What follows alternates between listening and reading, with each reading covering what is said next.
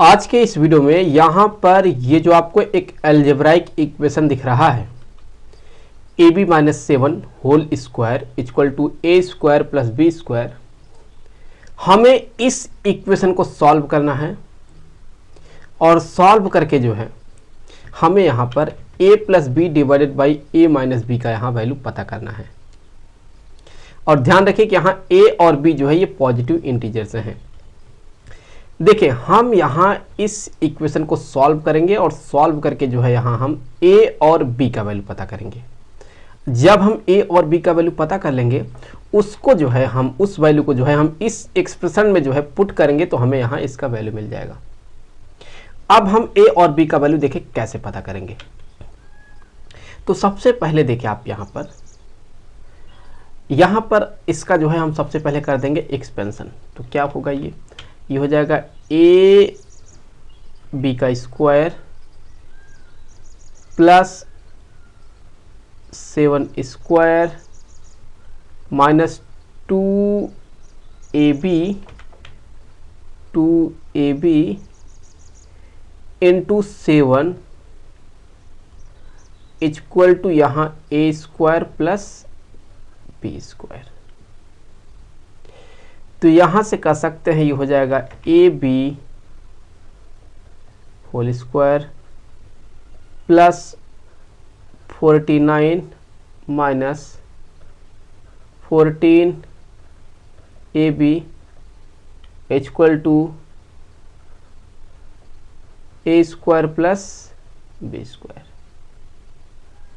तो इससे आगे अगर आप देखें तो हम इसे क्या लिख सकते हैं, ये हो गया ए बी का होल स्क्वायर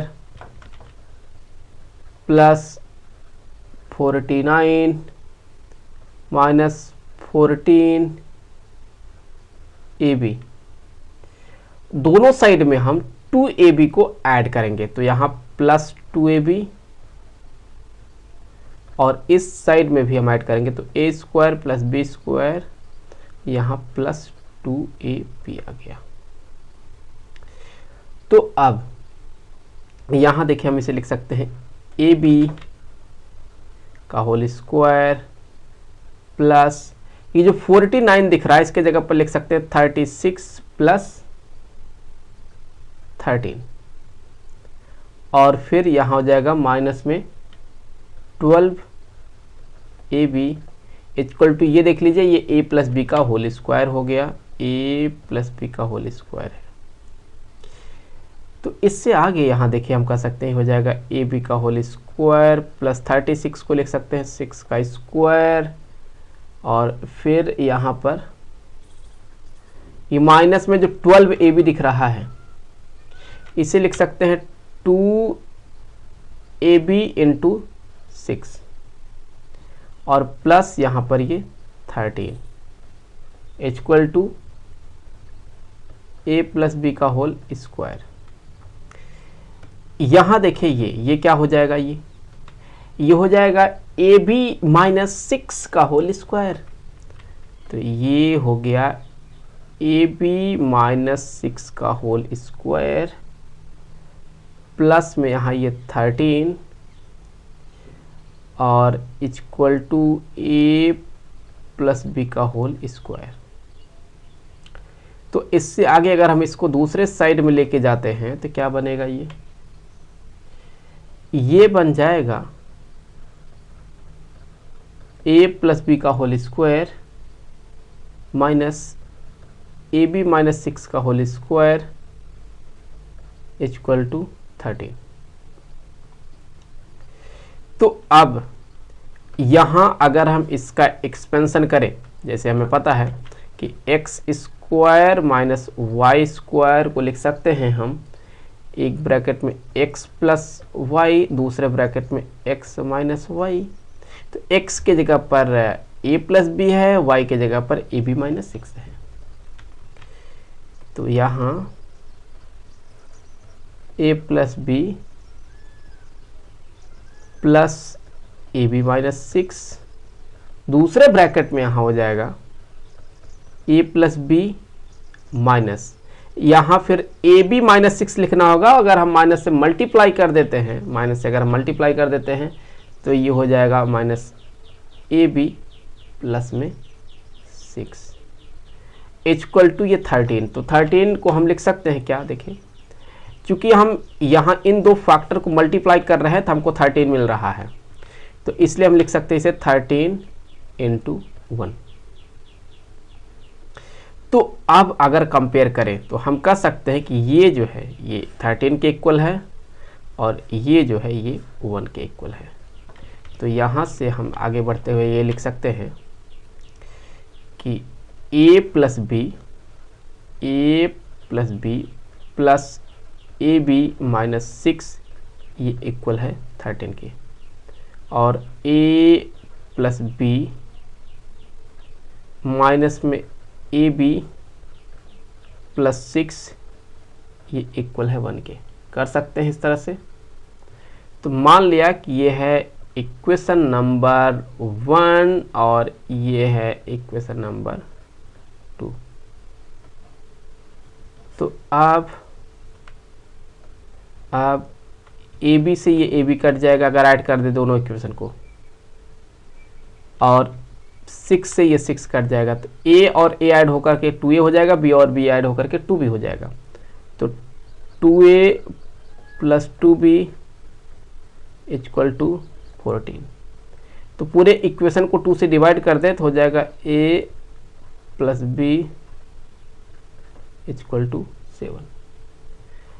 ये मान लिया है कि ये है इक्वेशन नंबर 3। अब अगर हम इस इक्वेशन a में से b को सब्ट्रैक्ट करते हैं तो क्या बनेगा देखिएगा। तो इक्वेशन 1 में से 2 को सब्ट्रैक्ट करने वाले हैं हम, तो इक्वेशन 1 माइनस इक्वेशन 2। तो फिर यहाँ हम कर सकते हैं a plus b plus a b minus 6 equal to 13, a plus b minus a b plus 6 equal to 1, और हम यहाँ बेसिकली सब्ट्रैक्ट करने वाले हैं। तो ये हो गया माइनस माइनस प्लस माइनस। तो a से ये a कैंसिल, b से ये b कैंसिल, तो ए बी और ए बी ऐड होकर के क्या हो जाएगा 2ab, और ये माइनस 12 इक्वल टू 14। अब अगर हम यहाँ पर देखें तो बेसिकली हम अगर इसे माइनस 12 को यहाँ एक चीज़ मिस हो गया, ये माइनस होता तो यहाँ पर ये 12 आता। अब अगर हम इस 12 को दूसरे साइड में ले जाएंगे तो 2ab इक्वल टू क्या हो जाएगा 12 प्लस 12, तो 2ab इक्वल टू हो जाएगा 24। तो फिर ab इक्वल टू क्या हो जाएगा 12 के, क्योंकि इस 2 से 24 को कैंसिल कर देंगे तो ab का वैल्यू जो आ गया, ab का वैल्यू यहाँ आ गया 12।